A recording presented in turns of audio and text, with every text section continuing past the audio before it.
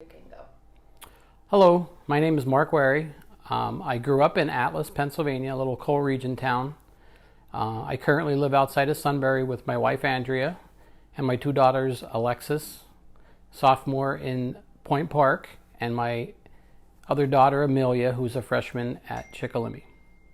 So we made one of my mother's favorites and my favorites, lasagna. It was always like a Christmas staple, and of course she always made too much. But it goes back to my childhood, eating lasagna. It was just something we always had.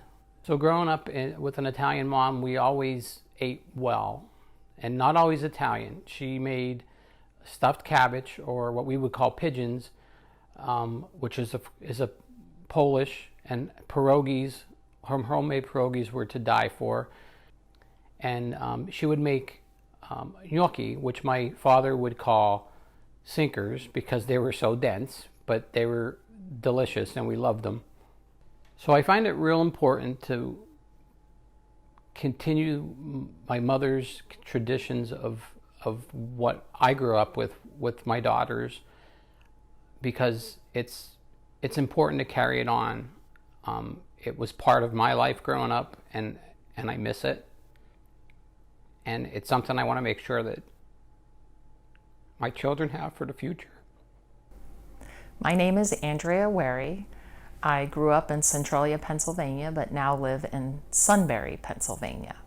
My mother-in-law was Italian, so we were very lucky. She made us lots of delicious food. But the favorite food that she made me actually was not Italian. It was Polish. She made homemade pierogies. And I remember one time when I was in college, she called out to ask me what I wanted because I was coming home that weekend. And I told her pierogies.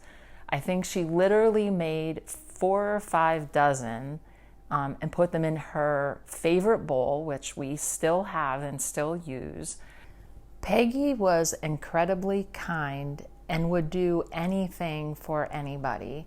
The other thing I remember about her is she had cancer for several years, and even at the end of her life, when she was bedridden, she wanted to continue to cook and would, from her bed, tell us to get pots and potato peelers, and she always had an optimistic attitude. The entire time, I cannot remember her complaining, not even one time.